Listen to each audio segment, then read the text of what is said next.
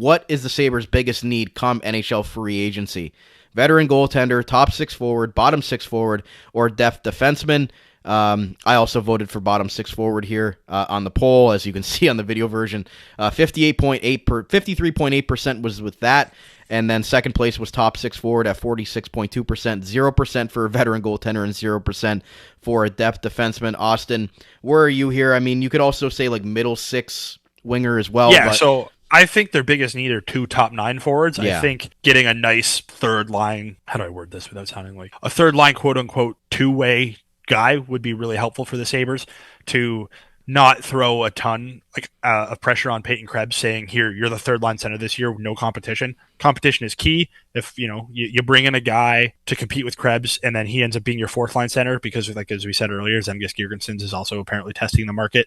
So you're going to need some bottom six forwards. But if you get 2 legitimate top 9 forwards, I think that's a really good thing for the Sabres.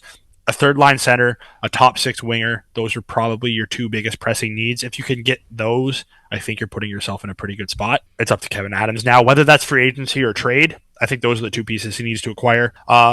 You might see another defensive signing. I know Samuelson's coming back, but they have a decision to make on Yoki Haru. I'm still not convinced he's here next year. So if he is gone, you do need another top 6 defenseman, but that can be filled either free agency or, Ryan Johnson. Like there's people within the organization that could step up and take that role.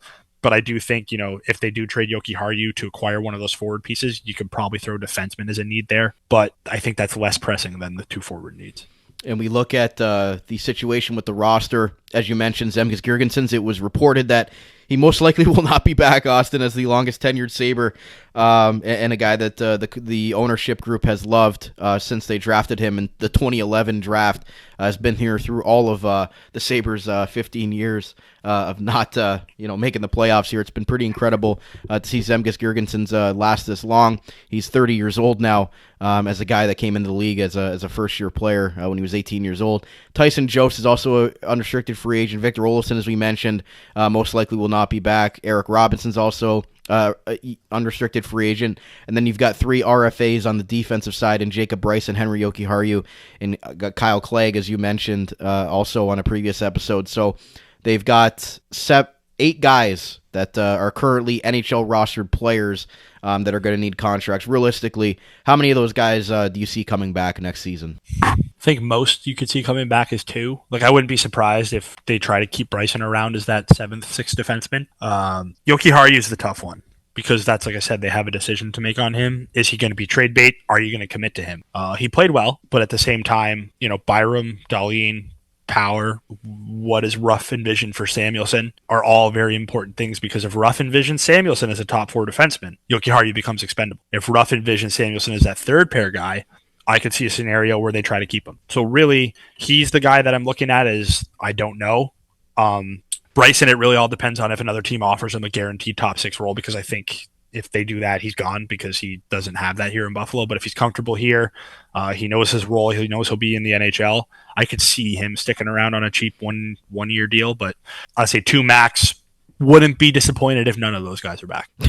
Fair enough. Do you think Ryan Johnson plays a role in this as well, depending on what their feelings are of him as a possible top 4, top 6 defenseman as well? Yeah, I wouldn't even be surprised next year if he becomes the Jacob Bryson of this year, where he's your 6th, 7th defenseman, but he plays a lot more than Bryson was playing last year. Like I said, I really wouldn't care if none of those guys you listed are back. So with that, I mean, there's going to be some openings on the bottom 6 with those guys gone. So do you envision them maybe calling up some of those guys from Rochester to give those guys the opportunities? Or do you see them going out and maybe signing some guys? Obviously, they're going to want to re-sign Peyton Krebs. He's a restricted free agent. He's probably one of the guys that you'd say would be the most likely to come back on some sort of bridge contract for him to hopefully get a bigger opportunity. But as far as what they're going to do to fill out the bottom 6, like, are those Rochester guys getting the promotion, or are those moves out in free agency July 1st? I wouldn't mind seeing like one Rochester promotion, whether a guy like Coolidge or Rosen earn that spot. That would be fantastic. But at the same time, this has been what I'm saying all episode is Adams needs to win now. You don't win now by just handing over spots to guys like Yuri Coolidge and Isaac Rosen, who are very good. I think Yuri Coolidge should be in the NHL next year. I think Isaac Rosen has a shot to be in the NHL next year. That being said, you need to go out and sign some guys or trade for some guys and really shore up your bottom six and let the guys compete for those spots, because we saw what happened when they solely relied on internal improvements on the forward group. It bit them in the ass. You can't risk that happening again next year. No, you can't. And all Rochester has some guys that also need contracts. So, is there anybody on the Rochester side? The Brandon Bureaus, Brett Murray, even on the defensive side, there's Riley Stillman, Jeremy Davies. Like, are there anybody that Dustin Tokarski in the net? You never know with the depth, the goaltenders, what they're going to do. But is there anybody on Rochester that's expiring that you'd like to see them bring back, or are those guys all just going to be expendable and they're going to see completely new guys on the Rochester depth chart there? Stillman's an interesting one because Adams did trade for him. So I'm interested to see what Adams does with that situation. Jeremy Davies, if he's willing to just, which I think he is, just to stick around and be a sole Rochester guy, he's really fun. He's really good for Rochester. Wouldn't mind seeing him stick around. Guys like Brett Murray and Brandon Byro, all depends if someone's going to offer him an NHL opportunity, right? If there's strictly AHL guys like if every organization views them as strictly AHL guys, bring them back. Like they're good in the AHL. They're solid. You do need a mixture of some AHL guys with your top young prospects. So like I wouldn't mind seeing any of those guys brought back. I'm very interested to see what Adams does with Riley Stillman, because like we said, traded for him, played relatively well when he was here, and then lost out to Jacob Bryson this year. So I'm interested to see what happens with that situation. And lastly, the goaltending, Austin. Like, do you see a scenario where they let Levi be Rochester's starter next year? They go out and get a veteran backup that's an upgrade over Eric Comrie and have him kind of, support Ukko-Pekka Luukkonen as the full-time starter. You heard Lindy Ruff in his introductory press conference talk about, I've got 3 words, UPL. So obviously they believe in Luukkonen as the starting goaltender next year. They're not going to go out and try to get, a top-end starter or trade for a guy that's available. So can you see a scenario where they go out and get, that veteran goaltender to back up Luukkonen and let Levi marinate as the starter for Rochester all season long? I mean, could I see it? Yeah. I don't think so. I think Levi was he was awesome in the AHL.